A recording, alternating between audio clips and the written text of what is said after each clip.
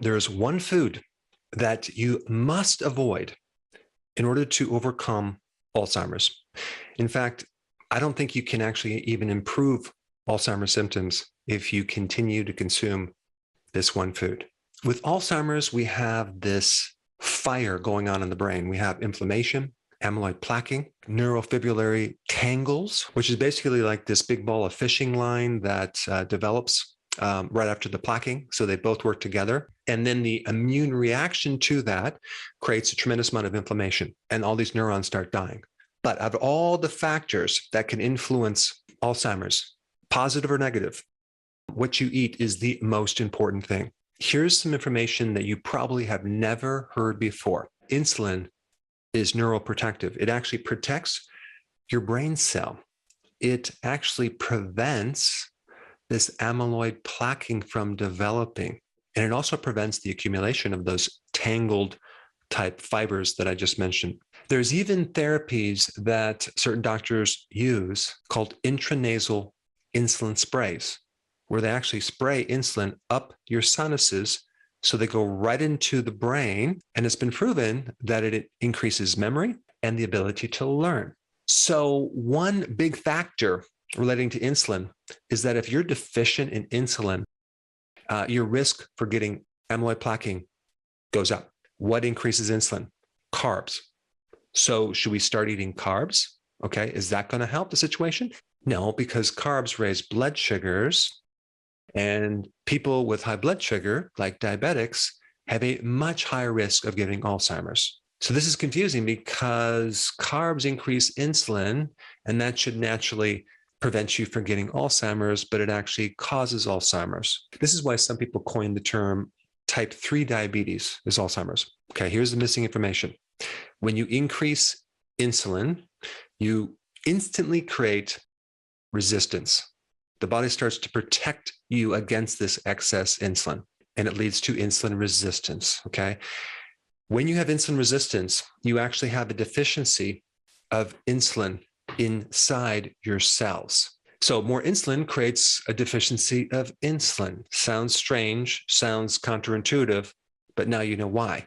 Because the body forms this protective mechanism, which is insulin resistance. And as far as how this relates to Alzheimer's, you have the blood-brain barrier, okay, that can actually be resistant to insulin. Now, even though the brain does make a little bit of insulin, majority of the brain's insulin is dependent on what's happening throughout the body. So just as a diabetic develops insulin resistance throughout the body, the brain can also develop insulin resistance as well, especially in the blood-brain barrier. So insulin resistance is the most important thing you need to understand. So many people don't understand this, and they're unknowingly making things worse by feeding their parents and grandparents the wrong food, because the number one thing that will increase insulin is carbs. Okay, I'm not talking about vegetable carbohydrates. I'm talking about sugars, and I'm talking about refined grains, and I'm talking about grains as well. Yeah, breads, pasta, cereal, crackers, biscuits, waffles, pancakes, muffins, juice, desserts, all these things will absolutely positively make things worse. You can't fix Alzheimer's on top of these carbs. It's impossible. You must fix insulin resistance. But carbs aren't the only thing that creates a spike in insulin, okay? And by the way, when you fix insulin resistance, the neurons finally get the level of insulin that they need to help this neuroprotection and decrease the inflammation. Now, carbs in general, especially in the refined form and sugars, create a tremendous amount of inflammation too in the brain. That's in addition to the insulin problem. All these carbs also create a lot of mitochondrial damage, okay, which destroy the mitochondria, which is the energy to the neuron itself, and also at the same time creating a lot of oxidation and free radical damage, and a lowered ability to deal with that, because consuming a lot of sugars and refined carbs decrease your antioxidants. So we have all this inflammation without any ability to counter the inflammation. So what is the most important thing you can do if you have a loved one that has Alzheimer's, or you are starting to develop symptoms for Alzheimer's, is to understand this mechanism and fix insulin resistance. And there are several ways to do it, okay? Number one, you must lower your carbs so you can start shifting your body running on ketones, which is a preferred, better, more efficient fuel to the brain cells. So if you get a ketone meter, you want to make sure you're in ketosis. And I'm talking about 0.5 to 3 millimoles. That would be the level that you want to shoot for. Now, you can also increase those ketones by doing some other cool things like adding exercise and adding fasting, which I think you should do as well. But the point is, if there's damage in the brain from this insulin problem and this glucose problem, thank goodness there's another pathway. You can actually start feeding the brain cells. So any patient who has Alzheimer's must be feeding their brain cells ketones if they want any chance of turning things around. Okay, so that's number one, getting on the ketogenic diet. The next thing you need to know about insulin resistance to be able to fix it is that the frequency of meals, okay, the more times you eat and snack, the more you're going to raise insulin, okay? So you also must do intermittent fasting.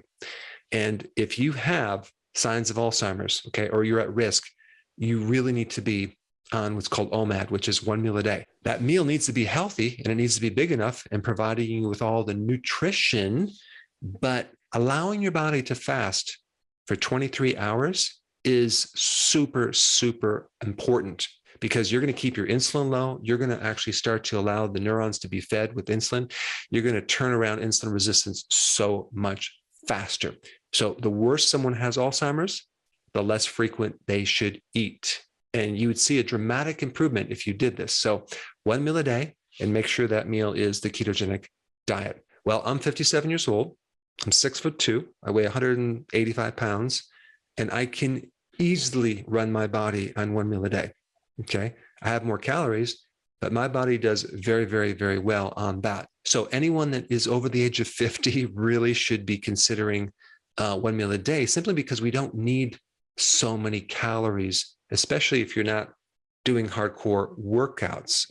And if you talk about Alzheimer's patients, which are not typically active or they're in a home or assisted living, I mean, they're not burning off these calories. To feed them more than 1 meal a day is completely unnecessary. And unfortunately, they're usually getting 3 meals a day plus snacks. Completely way too much food, because anytime you have insulin resistance, you're going to be craving carbs and you're going to be hungry all the time. But as soon as you do 1 meal a day, you convert the body over to ketones and the hunger goes away and the cravings go away, and it makes it really easy to do. And the fourth thing is to make sure that meal is really healthy and nutrient dense. The next thing you need to know, do whatever you can to lower stress. Stress activates cortisol. Another name for cortisol is glucocorticoids, which has to do with glucose. So in other words, anytime you increase cortisol, you increase glucose, and not because you're eating sugar, just because your body's in a stress state. That can create insulin resistance. That can create even diabetes. So people that go through stress chronically, or they're taking prednisone or some type of synthetic cortisone for pain, wow, it's like eating sugar. There's a lot of things you can do. I just want you to get the concept. You want to lower the stress. The points I just mentioned are like a requirement from any plan if you're trying to turn this Alzheimer's around. And the next most important video to watch would be that video I did on what to eat. Okay, what would that 1 meal a day consist of to be healthy? And I put that video up right here. Check it out.